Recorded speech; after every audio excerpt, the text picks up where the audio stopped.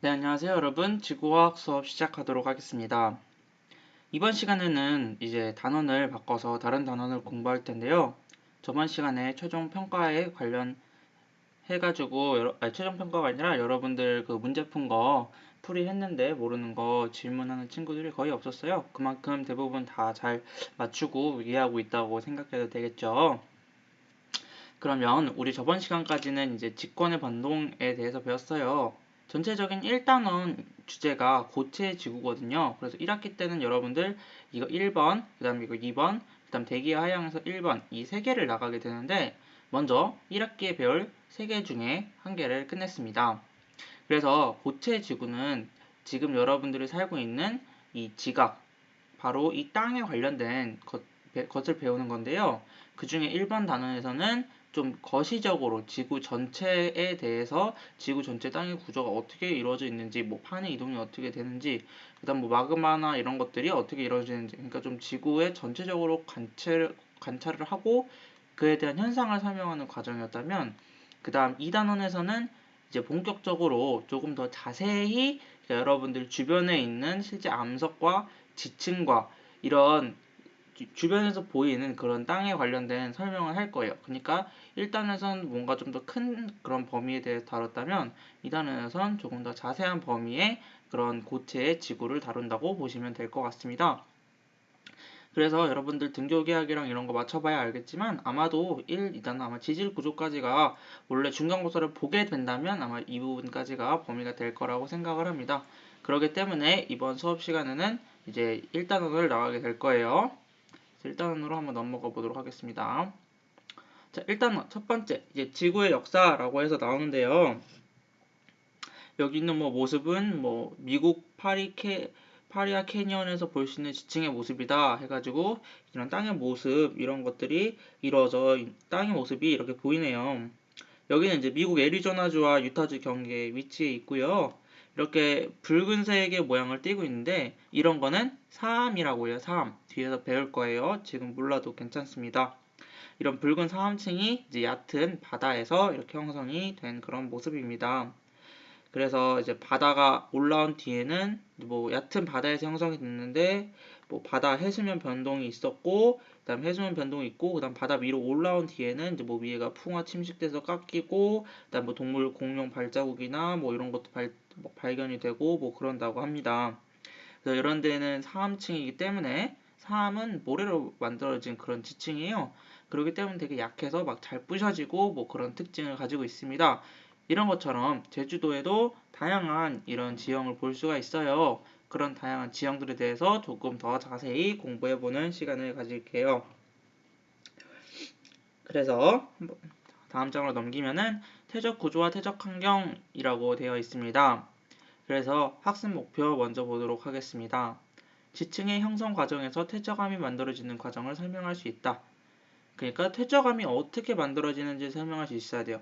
두 번째는 퇴적암이 기록된 퇴적 구조에서 퇴적 작용이 일어난 환경을 유추할 수 있다. 그러니까 퇴적 작용이 어떤 환경에서 이루어지는지를 알아야 됩니다. 그래서 여기서 키포인트, 여기서 중요한 점은 바로 뭐가 될까요? 네, 여기서 중요한 점은 바로 퇴적암이 되겠죠. 퇴적암. 참 퇴적암이 뭔지 한번 알아야 될 텐데 이 퇴적암이라는 거는 말 그대로 퇴적이 돼서 만들어진 암석이에요. 암석을 크게 세 분류로 나누면은 어떻게 나눌 수 있냐면 변성암, 화성암, 퇴적암, 변성암 이렇게 나눌 수 있어요. 그래서 여러분들을 분류를 할 때 뭐 학교급을 분류할 때 가장 크게 나누는 게 초등학교, 중학교, 고등학교 이런 식으로 나뉘잖아요. 근데 이런 것처럼 암석을 크게 분류를 하면은 화성암, 퇴적암, 변성암 이렇게 세 개로 구분을 한다고 합니다. 그래서 여러분들 길 가는 암석을 딱 봤을 때 암석이란 돌이거든요. 돌을 봤을 때 무조건 이거 세 개 중에 하나에 속한다고 보시면 돼요. 길 가는 돌이 대부분 뭐 화성암이던가 퇴적암이던가 변성암이던가 어쨌든 이 세 개 안에 속하는데 앞에 마그마가 있었잖아요. 그 마그마가 관련돼서 식어서 만들어진 암석을 뭐라 그럴까요? 네, 여기 보이는 화성암이라고 말을 합니다. 그래서 잘 기억했을지 모르겠지만 여기서 마그마가 만든 암석 해가지고 화성암에 대해서 공부를 했어요. 마그마가 식어서 굳어져서 만들어진 암석이 화성암인데요. 모든 암석이 이렇게 만들어지진 않는다. 즉 어떤 암석이 존재하냐? 퇴적암하고 변성암도 존재한다. 이번 시간은 이 퇴적암에 대해서 공부를 할 겁니다. 퇴적암은 마그마가 굳어져서 만들어진 게 아니라 퇴적물들이 쌓여서 만들어진 암석이에요. 좀 이따 더 자세히 공부를 하겠습니다. 그 다음 이 변성암이라는 건 뭐냐면 이 화성암 혹은 퇴적암이 변성이 되는 게예요. 변성이란 이거 변하다 할 때 변을 쓰는 거거든요. 그렇기 때문에 화성암 혹은 퇴적암이 변한 암석이에요. 어떻게 변했냐? 열과 압력을 받아서 트랜스폼, 좀 더 다른 형태로 바뀌는 거예요. 여러분들 압력을 세게 주면은 모양이 바뀌잖아요. 그리고 열을 뜨겁게 가해도 모양이 바뀌잖아요. 그래서 열과 압력을 가해서 변화가 된 거예요. 그래서 화성암도 변성암이 될 수가 있고요. 퇴적암도 변성암이 될 수 있어요. 뭐가 있어야지만? 네, 열과 압력이 있어야지만. 그래서 크게 암석을 세 가지로 나눌 수 있는데 앞에서는 화성암에 대해서 배웠고 이번 시간에는 퇴적암에 대해서 공부를 하겠습니다. 그래서 화성암과 퇴적암이 변한 건 변화섬인데 이건 나중에 할 거예요. 자, 그러면 이 퇴적암에 대해서 공부를 하도록 할게요. 그러면 앞에 화성암도 배웠고 지금 퇴적암을 배우고 있는데 그리고 변성암이 있다고 했는데 여러분이 살고 있는 이 지각에는 화성암하고 퇴적암하고 변성암 중에 어느 게 가장 많을까요? 네, 화성암이 가장 많습니다. 화성암하고 변성암이 가장 많아요. 퇴적암은 쌓여서 만들어진 건데 양이 상대적으로 작아요. 어느 정도냐? 5% 정도 됩니다. 지각에 있는 암석이 100개다. 그러면은 5개만 퇴적암인 거예요. 그런 것처럼 퇴적암이 쉽게 보이지는 않습니다. 그렇다고 아예 안 보이지도 않아요. 근데 이 제주도 같은 경우에는 퇴적암이 존재하지 않는다고 거의 보아도 무방합니다. 왜냐하면 제주도는 어떻게 형성이 됐어요? 네, 마그마가 올라와서 식어서 만들어진 화산섬이에요. 그렇기 때문에 제주도에선 대부분, 아니 거의 다가 이 화성암에 속한다고 보면 될 것 같아요. 화성암 중에서도 현무암에 속하겠죠. 이 퇴적암을 제주도에서 보기가 상당히 힘듭니다. 혹은 상식으로 이걸 알아두시고요. 자, 그러면 한번 보겠습니다. 퇴적암의 생성 과정과 종류 갖고 볼게요. 퇴적암의 정의, 항상 정의는 되게 중요하겠죠. 정의는 자, 퇴적암의 정의는 지표에 있는 암석이 풍화나 침식 작용으로 생긴 최선물이 물, 바람, 빙하 등과 함께 운반되어 쌓인 물질을 퇴적물이라고 한다. 이런 퇴적물이 굳어져 만들어진 암석이 퇴적암이라고 한다예요. 자, 단어가 두 개 나오네요. 퇴적물이 있고 퇴적암이 있어요. 퇴적암은 뭐냐? 퇴적물이 굳어져 만들어진 게 퇴적암이래요. 그럼 퇴적물이 뭔지 모르겠죠. 퇴적물은 이게 퇴적물이에요. 그러니까 지표에 기존에 있던 암석이라 그러면은 화성암, 퇴적암, 변성암 어떤 암석도 상관이 없습니다. 이런 기존에 있던 암석이 풍화나 침식작용으로 생긴 쇠설물이 풍화나 침식은 그냥 깎이는 거라고 보시면 됩니다. 네, 여기 보시면 풍화의 정의가 있죠. 지표 부근의 암석이 더 작은 조각들로 쪼개지거나 암석 내의 광물이 물이나 공기와 접촉하여 성분이 변하고 분해되는 현상이에요. 풍화라고 해가지고 여러분들 한자 시간에 배운 바람풍 해가지고 바람에 의해서만 부서졌다라고 생각을 할 수 있는데 풍화는 바람 혹은 물에 의해서 기존의 암석이 부서지고 침식되고 이런 것들이 이제 되거든요. 그래서 암석이 깎이고 그다음에 침식되고 뭐에 의해서? 네, 물과 바람에 의해서 암석이 깎이고 침식되고 하면은 작은 조각으로 부서지겠죠. 작은 조각으로 부서진 거를 우리는 쇠설물이라고 하는데 이 쇠설물들이 물, 바람, 빙하 등과 함께 운반되어 쌓인 물질을 퇴적물이라고 합니다. 그리고 이런 퇴적물이 굳어져 만들어진 암석이 퇴적암이에요. 알겠죠? 그럼 퇴적암의 정의를 쓸 수 있겠죠. 그래서 정의 꼭 알아두시고요. 다음으로 넘어갈게요. 그리고 항상 선생님이 강조하는 건 교과서에 있는 그림들은 매우 중요해요. 사실 교과서에 있는 그림은 어느 하나 빼놓지 않고 모두 설명할 수 있어야 됩니다. 그렇기 때문에 여기 그림 딱 이거 주고 자, 이거에 대해서 한 5분간 설명해 봐 하면은 말이 나올 정도로 공부를 해야 시험 문제 만점을 받을 수가 있어요. 자, 밑에 그림은 퇴적암이 생성되는 과정을 나타낸 건데요. 퇴적암이 어떻게 생성되냐? 줄글로 나왔죠. 그쵸? 지표인 남석이 풍화나 침식작용을 위해서 부서지고 다시 부서진 것들이 다시 합쳐져서 퇴적암이 된다고 합니다. 그 과정을 나타낸 거예요. 네.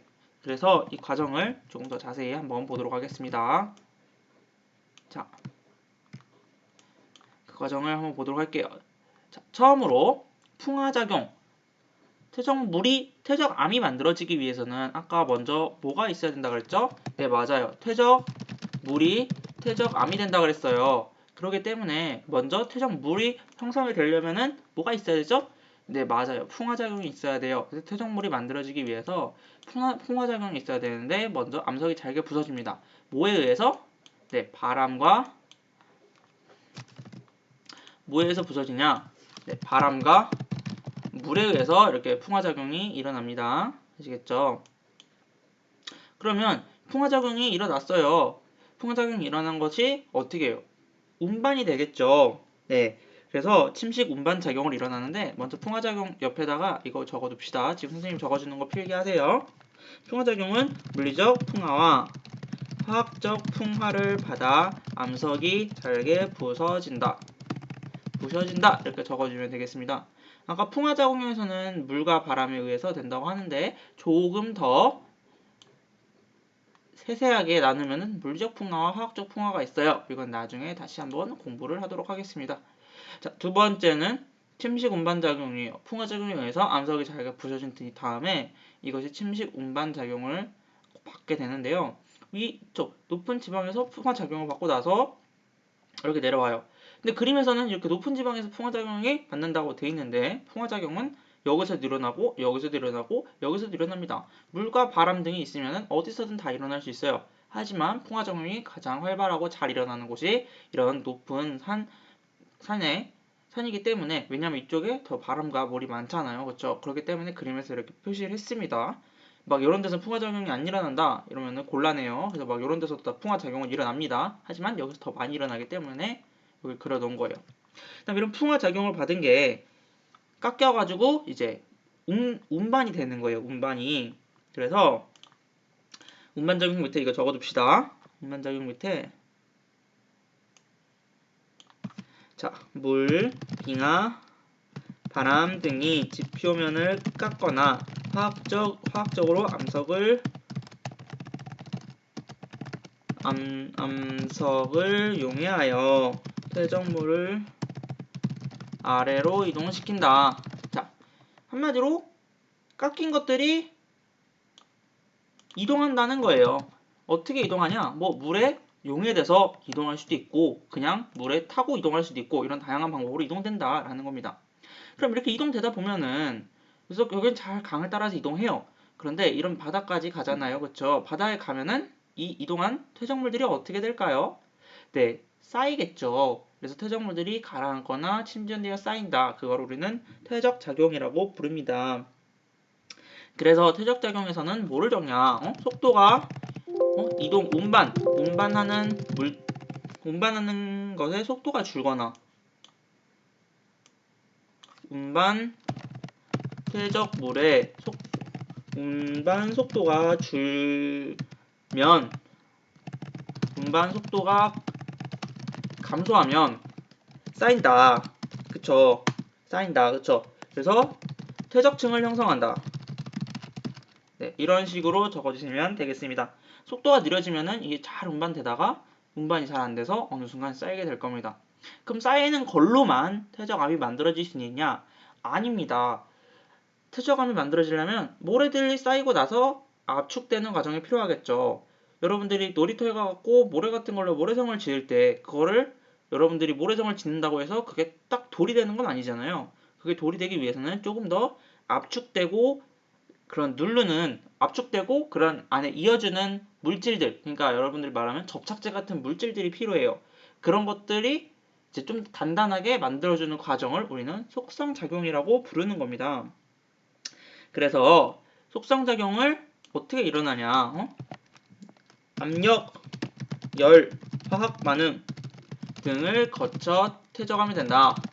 이렇게 적어주면 되겠습니다. 그래서 이런 것들이 있어야 된다. 그래서 딱딱하게 굳어지는 과정이 필요하다라는 겁니다.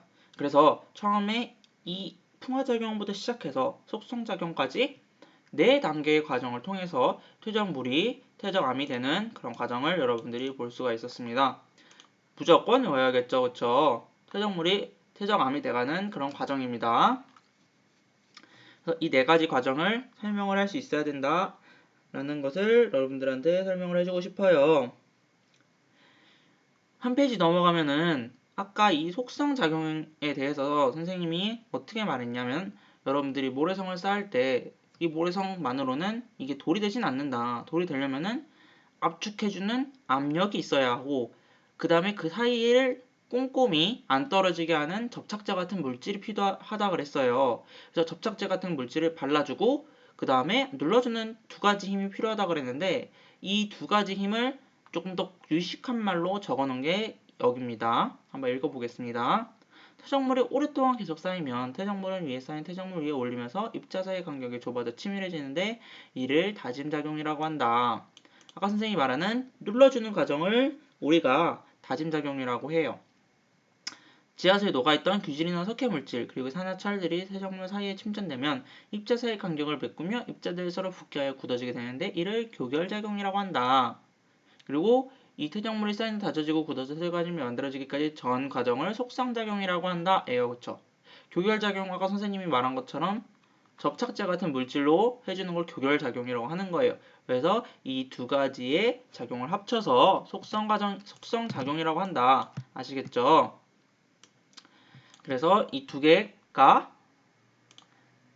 더해지면 뭐가 나온다? 더해지면 바로 이 속성작용이 나온다. 아시겠죠? 그래서 다짐작용 더하기 교결작용이 속성작용이다. 이걸 아시면 되겠습니다. 그럼 다짐작용을 조금 더 과학적으로 말을 해볼게요. 아까 선생님이 그냥 누른다 이렇게 말을 했는데 실제 여러분들이 모래 같은 거를 이렇게 막 쌓았어요. 그러면 그 모래를 완전 촘촘히 쌓았다고 생각하겠지만 그 모래와 모래 사이에는 뭐가 있냐? 구멍들이 있어요. 이 모래들이 구멍들이 있는데 이 구멍을 좀 유식한 말로 뭐라 그러냐? 공극이라 그럽니다. 공극. 공극. 아시겠죠? 이건 단어는 아셔야 됩니다. 교과서에 없더라도 꼭 아셔야 돼요. 그래서 이런 공극, 이런 입자 사이사이에 이런 구멍을 공극이라고 하는데요. 이 구멍을 작게 만들어 줘야겠죠. 그래야지 더 암석이 되겠죠. 지금은 이런 구멍이 많으면 암석이 되기가 힘들어요. 그래서 꽉꽉 눌러주는 이런 다짐작용을 통해서 공극의 크기를 늘린다, 줄인다? 그쵸? 이 크기를 줄여야겠죠. 그래서 이렇게 더 촘촘히 만들어져야 되는 거예요. 이 촘촘히 만드는 과정을 우리는 다짐작용이라 그럽니다. 그리고 이 촘촘히 만들었어요. 그럼 촘촘히 만드는 걸로만 되느냐? 아니죠. 접착제가 있어야 된다 그랬는데 접착제가 뭐냐? 정확히 여기 보이죠? 규질이나 석회 물질 그리고 산화철들이 있다. 어디에 녹아있는? 지하수. 그러니까 지금 이 하늘색 이 부분을 지하수예요. 이 지하수에 녹아있는 뭐가 접착제다? 네, 바로 규질이나 석회물질, 산화철들이 접착제의 역할을 하는 거예요. 그래서 이 입자와 이 입자들끼리를 붙여주는 그런 본드 같은 역할을 하는 겁니다. 이 교결 물질들이. 아시겠어요? 그래서 이런 것들이 어디에 있는 이런 공극에 있는 이런 규질이나 석회 물질, 산화철들이 뭐 이렇게 붙여주는 본드 같은 역할을 한다라고 알아두시면 되겠습니다. 그래서 이 마지막 속성작용을 조금 더 심화해서 알아놓은 거예요. 아시겠죠? 그러니까 여러분들이 공부를 할 때 퇴적암이 어떻게 만들어지냐? 1번 풍화작용, 2번 침식운반작용, 3번 퇴적작용, 4번 속성작용이 있는데 속성작용은 다짐작용과 교결작용으로 나뉜다. 다짐작용은 압축을 하는 그런 작용이고 교결작용은 그 입자 사이에 있는 공극들을 단단하게 굳혀주는 역할이다. 굳혀주는 것들에 뭐가 있다? 이 규질이나 석회물질, 산화철들이 있다. 이런 식으로 연결해서 공부를 해가는 겁니다. 그래서 요즘 친구들은 대부분 유튜브 동영상 2배속으로 보기 때문에 선생님이 말을 좀 빨리 해요. 그래도 잘 이해를 하더라고요. 만약에 못하겠다 그러면 배속을 느리게 해서 들으시면 됩니다. 자, 그러면 이렇게 해서 퇴적암이 만들어지는 것을 배웠습니다. 여기까지 배웠어요. 그러면 그 다음에는 뭐가 나오냐? 퇴적암의 분류를 역시 해야겠죠. 분류는 기본입니다. 보시면은 자, 지금까지 아까 처음에 암석을 크게 어떻게 분류한다 그랬죠? 네, 1번 화성암, 2번 퇴적암, 3번 변성암 이렇게 분류한다 그랬죠? 저번에 화성암의 분류에 대해서 배웠을 거예요. 어떤 식으로 분류했죠? 가로축, 세로축 해가지고 분류한 거 기억나는 친구들이 있을 거예요. 이런 식으로 화성암의 분류, SiO2 함량에 따라서 현무암질 마그마, 안산암질 마그마, 유문암질 마그마 식는 속도에 따라서 화산암, 심성암으로 이렇게 분류를 했었어요. 그래서 현무암, 안산암, 유문암, 반려암, 선로암, 화강암 이런 식으로 분류를 했잖아요. 그러니까 화성암은 뭐 현무암, 안산암, 유문암, 반려암, 선로암, 화강암 이런 식으로 분류를 했었어요. 그럼 퇴적암도 역시 분류를 할 수 있겠죠. 어떻게 분류할 수 있느냐? 세절성 퇴적암, 그 다음에 화학적 퇴적암, 그 다음에 유기적 퇴적암 이런 식으로 크게 세 가지로 분류를 합니다. 그렇게 세 개를 분류했는데 이게 끝이냐? 그게 아니겠죠. 세절성 퇴적암에 예시가 있을 거예요. 세절성 퇴적암의 종류에 뭐가 있느냐? 여감, 사암, 셰일, 응이암이 있대요. 화학적 퇴적암의 종류에는 석회암, 처트, 암염이 있대요. 유기적 퇴적암의 종류에는 뭐가 있냐면 석탄, 석회암, 처트가 있대요. 이런 식으로 여기서 이렇게 또 이렇게 갈래 쳐가지고 이렇게 외울 수 있겠죠. 이런 큰 그림을 그릴 줄 알아야 됩니다. 변성암은 아직 공부 안 했어요. 아, 선생님 너무 많아요. 어떻게 다 외우나요? 네, 외워야 됩니다. 지구학은 좀 외우는 과목이에요. 그래서 세설성 종류 화살성 퇴적암의 종류에는 뭐 이런 것들이 있고 화학적 퇴적암의 종류에는 이런 것들이 있고 유기적 퇴적암의 종류에는 뭐 이런 것들이 있다를 여러분들이 외워야 됩니다. 그러니까 단순히 외우기 전에 세 개로 분류를 했다 그랬잖아요. 이 세 개를 어떻게 분류했는지 이거의 각각의 정의를 지금 알아보도록 하겠습니다. 먼저 세설성 퇴적암은 뭐예요? 여기 정의가 나오죠. 교과서에 있는 말들은 정말 추리고 완전 중요한 말들만 나오기 때문에 사실 교과서 내용 그냥 싸그리 다 외워야 된다고 생각해도 무방합니다. 세설성 퇴적암의 종류, 그러니까 이런 것들을 분류하는 데에 정의가 있어요. 뭐로 하냐? 1번 구성물질 및 구성물질의 기원, 2번 입자 크기, 3번 화학 성분 등에 따라서 분류한대요. 그래서 이 세 개에 따라서 분류를 하는데 먼저 세설성 퇴적암은 암석의 풍화 침식 작용으로 생성된 입자들이 운반되어 쌓이거나 화산 분출물이 쌓여서 만들어진 암석으로가 정의가 되겠죠. 화학적 퇴적암은 뭐냐? 물 속에 녹아있는 규진이나 석회물질, 산화철 등 그리고 염분물질들이 침전되고 물이 증발함에 따라 잔류하여 만들어진 퇴적암으로 라고 되어 있죠. 유기 퇴적암은 뭐냐? 생물의 유해나 골격계 일부가 쌓여서 만들어진 퇴적암으로 라고 되어 있죠. 아, 너무 어려워요 라고 하잖아요. 쉽게 설명해 줄게요. 세설성 퇴적암은 그냥 대부분의 퇴적암이 세설성 퇴적암이라고 보시면 됩니다.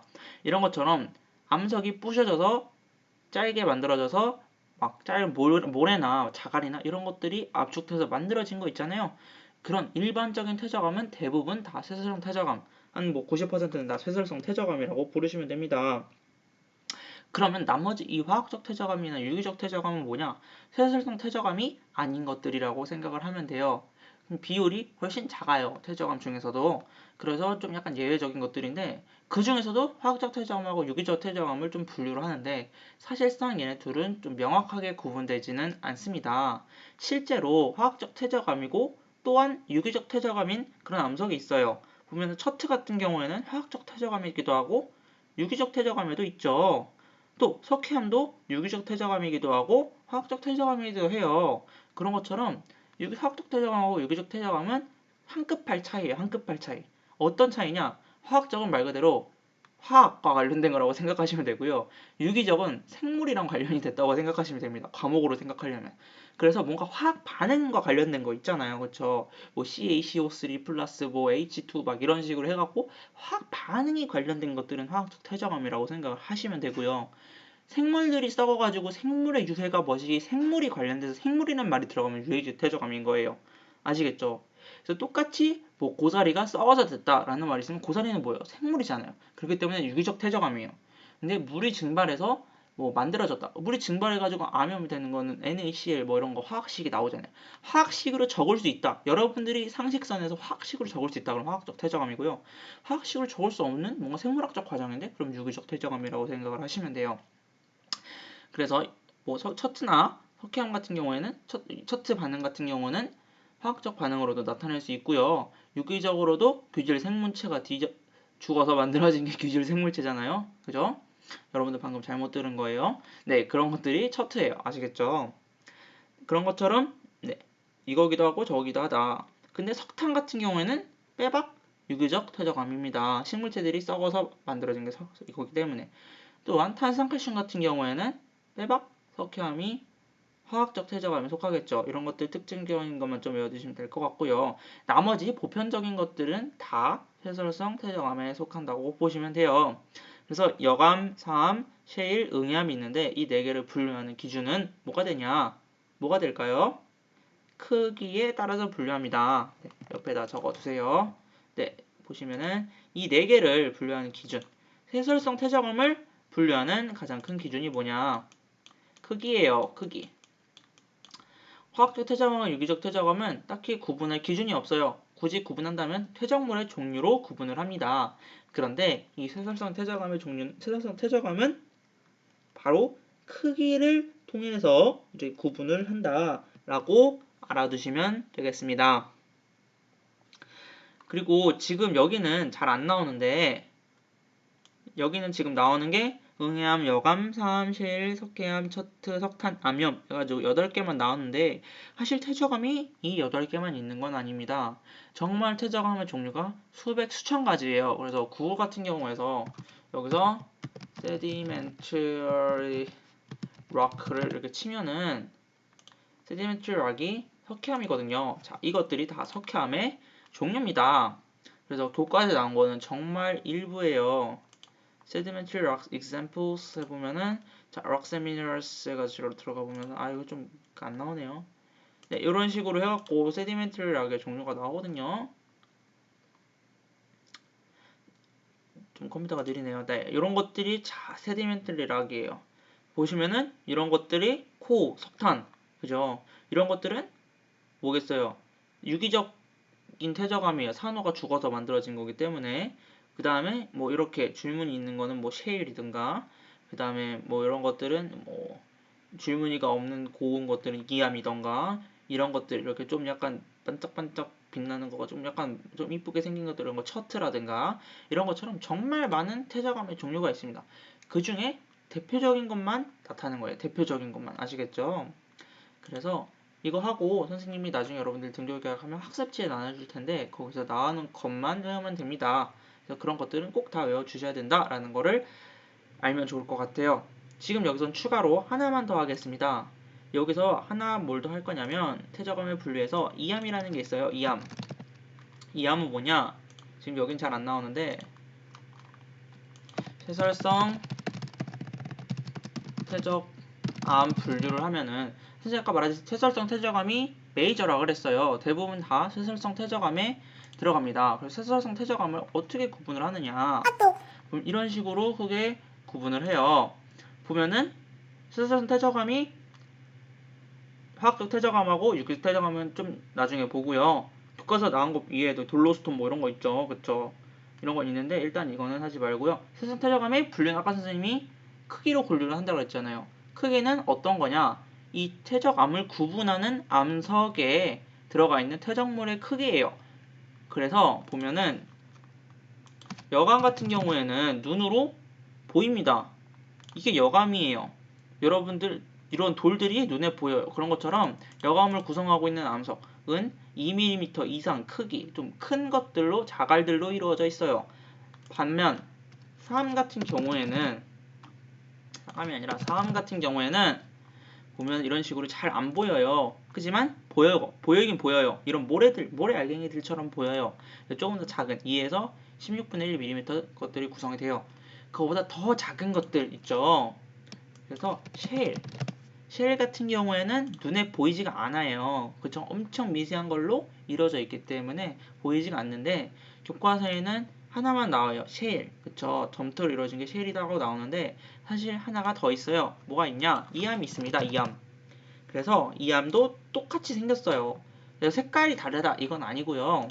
그래서 여기 쉘 옆에다가 이암을 하나 적어봅시다. 여기 쉘 옆에다가 조그맣게 이암을 한번 적어볼게요. 이암 이렇게 적었어요. 셰일 옆에다가 이함을 적어야 돼요.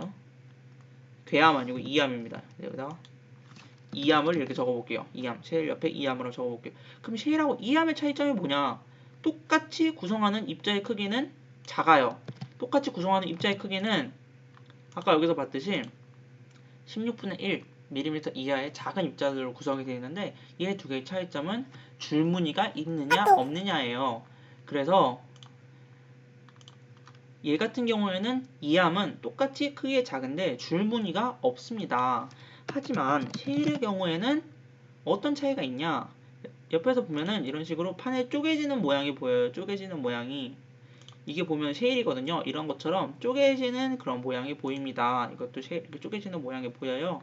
이런 것처럼 이함과 셰일은 구성하는 암석의 크기는 같지만 셰일은 판상으로 쪼개지는 그런 특징이 나타나고 이함은 쪼개지는 특징이 나타나지 않는다까지 여러분들이 공부를 하시면은 일단 이 분류까지 완벽히 공부를 한 것 같아요. 그래서 다시 한번 오늘 배운 걸 정리를 하면은 퇴적암을 만들어지는 과정, 이 네 가지 과정을 꼭 외워두시고요. 그다음 퇴적물과 퇴적암의 정의도 알아두시고요.